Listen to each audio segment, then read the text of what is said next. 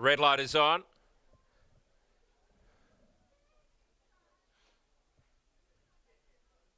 Racing in the Belmont Guineas at Pinjarra, and Wyndon Align got a flying start from Earthstorm. Going quickly, Snipperando. Fifth Essence is down on the inside early on. Opportunistic is a clear last settling down, and Elite Missile is second last. Showlass goes into about fifth place. Then came Impressive Jewel, the bolter on the inside of Redback Flyer. I Can Do It On My Own's on the outside of King Hit. Two away Storyville, he just got a little keen there at the 1200, and two away Opportunistic, who's over on the inside being covered by Elite Missile. So out in front, Wyndon Align. Earthstorm ran into second place. The filly on the outside, followed by Fifth Essence. Just behind them is Snipperando as they run off the back straight. 2 lengths away. Getting up on the inside is Impressive Jewel. And they are followed well back in the field there by Showlass on the outside. 2 lengths to Redback Flyer. King Hits on the inside of I Can Do It On My Own. 2 to Storyville. 3 of the favourites. They're back third last, second last and last. The inside Opportunistic has improved marginally along the inside, and Elite Missile is last of all.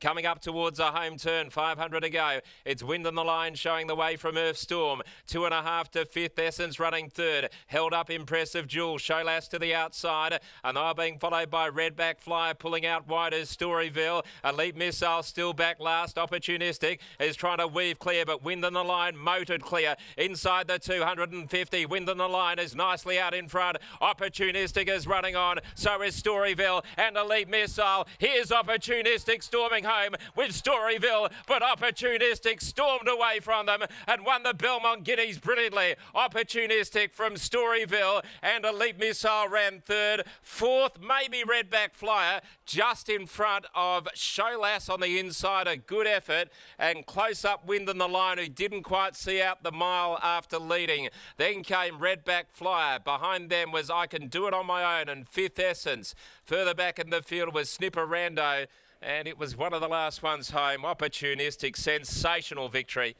has motored up the Pinjarra turf here with an eye-catching final furlong. This horse looked in incredible condition by Mickey Grantham. Turned out an absolute picture. It's got the breeding behind it, being By So You Think out of I'm Feeling Lucky.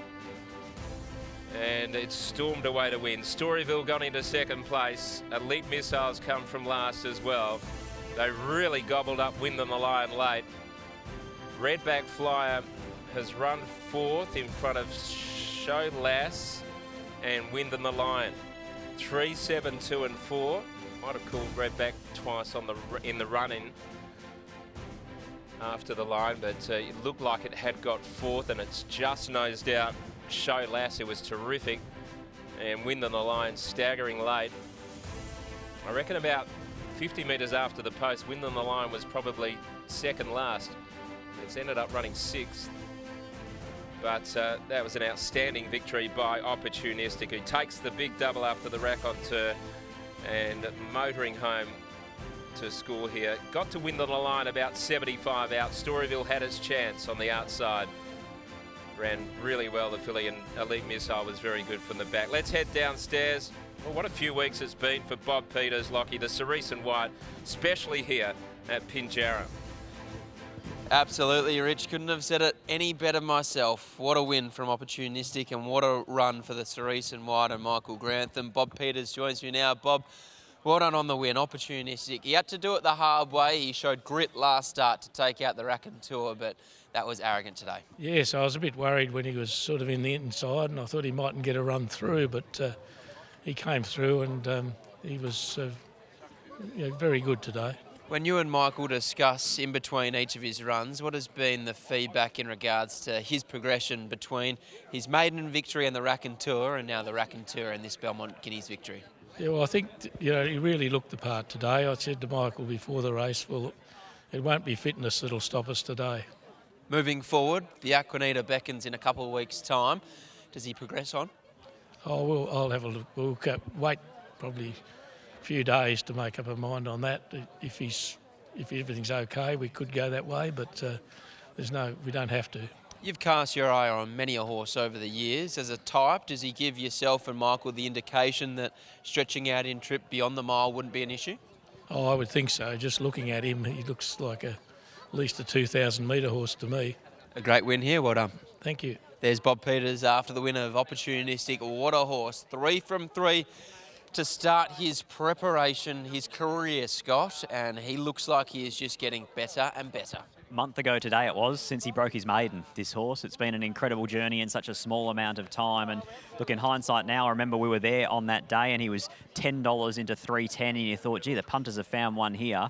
Imagine being behind the scenes and knowing what you had and then seeing him go up in a 1400 metre maiden at $10. You'd be jumping over people in the queue to try and get a punt on. Absolutely, and he just looks like he's getting better and better, and that's the scary thing about him is that yes, he's taken out his biggest career victory to date, but we don't really know what his ceiling is because he's just doing it so soft. Even after the line, he's a further 4 or 5 lengths in front of the Storyville after the line. What a performance and what a ride from CJP. Having a wonderful time of it at the moment, CJP, and that is a nice little smile you've got going. You're pretty happy with that? Yeah, look, it's not often a nice horse like him comes through, and we always had questions if he was going to measure up, and look, I think that just put the writing on the wall. It's amazing to think that a month ago today he broke his maiden. Yeah, crazy, and even when he broke his maiden, it was impressive. So every time he steps out, he just gives you that unreal feel, and he's just going through his grades quite nicely. He's gone from that maiden and won the raconteur, and that was set weights and penalties. Today he goes to set weights. So when you're looming up outside Willie on Storyville, she had a 5 kilo swing on him today. So that's just evidence that he's getting better and better. Yeah, definitely. I actually felt like I was travelling that good. I thought once I do get a clear run and attack at him, he was just going to drop a gear, and he actually did what was exactly what I wanted. And look, like you come into these races nervous, knowing he's on equal terms with them. He's been impressive in them weaker fields. So to come out and do it so impressive like he has, I don't know where his ceiling is yet. And even more exciting for you, in a fortnight's time at 2,000 metres, looks like he'd be better again.